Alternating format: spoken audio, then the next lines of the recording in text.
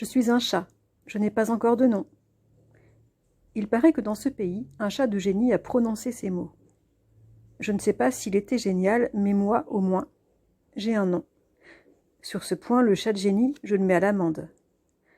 Quant à savoir si mon nom me va bien, c'est une autre histoire. Parce que celui qu'on m'a donné pose tout de même un problème d'adéquation au niveau du genre. Ça fait environ 5 ans que je le porte, ce nom. Depuis que je suis devenue adulte, en fait.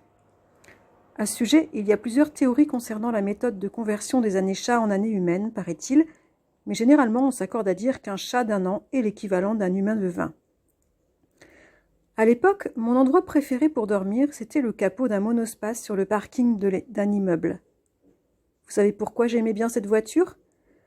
Parce que je ne m'en faisais pas chasser comme ma malpropre à coups de pchit-pchit.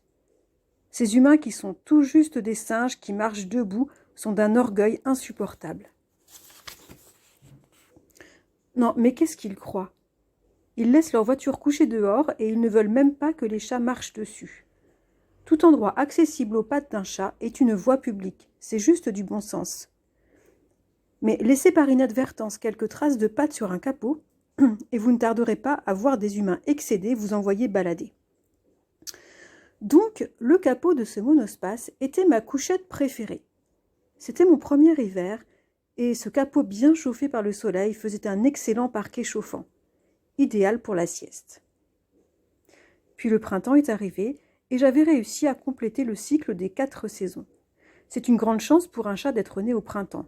La saison des amours fait lune alliée 2 fois par an, au printemps et à l'automne, mais la plupart des chatons qui naissent à l'automne ne passent pas l'hiver. Alors ce chouette roman, c'est Les Mémoires d'un chat de Hiro Arikawa, qui est sorti au Japon en 2015 et en 2017 en France.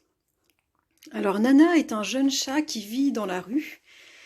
Il est tout mignon, tout blanc, sauf 2 petites taches de couleur, et puis il a une queue toute tordue au bout, ce qui lui fait la queue en forme de 7, du chiffre 7. Un jour qu'il se fait renverser par une voiture, Satoru, qui est un jeune homme célibataire du quartier, qui venait souvent lui refiler des croquettes en sortant de ses courses et lui faire quelques petites caresses, le recueille, le soigne et puis le nomme Nana, en référence à sa queue, puisque Nana signifie 7 en japonais. Alors Nana est un chat très affirmé, très indépendant, qui a un sacré franc-parler. Il nous raconte sa vie de chaton dans la rue, et puis sa chouette vie avec Satoru qui s'avérera être un super maître.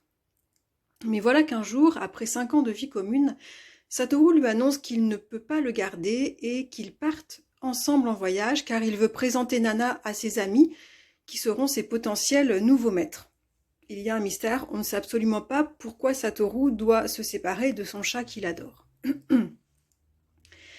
Alors les voilà partis en road trip à travers le Japon, à rendre visite aux quelques amis de Satoru qui sont disséminés dans le pays. Et à chaque étape, Nana écoute son maître discuter avec ses amis, parler avec eux, et il découvre ainsi l'histoire de vie de son maître qui est marquée par bien des choses difficiles. Nana ne s'en serait jamais doutée, ça le touche beaucoup, son maître étant si enthousiaste, si gentil avec tout le monde. À chaque fois, Satoru ne peut se résoudre à confier son chat qu'il adore et tous les deux repartent en voiture. Nana est absolument ravie de découvrir les beaux paysages du Japon, la mer, les montagnes. Installé sur le siège passager, le nez au vent, il se régale des paysages et il est heureux de ses instants avec son maître. Jusqu'à la dernière étape, à Sapporo, où en fait on apprendra pourquoi Satoru est obligé de trouver un nouveau maître à son chat adoré, et c'est absolument bouleversant. Ce roman a pris une toute autre tournure, un autre ton, je ne m'attendais absolument pas à cette explication, et j'ai pleuré comme une madeleine toute la fin de ce roman.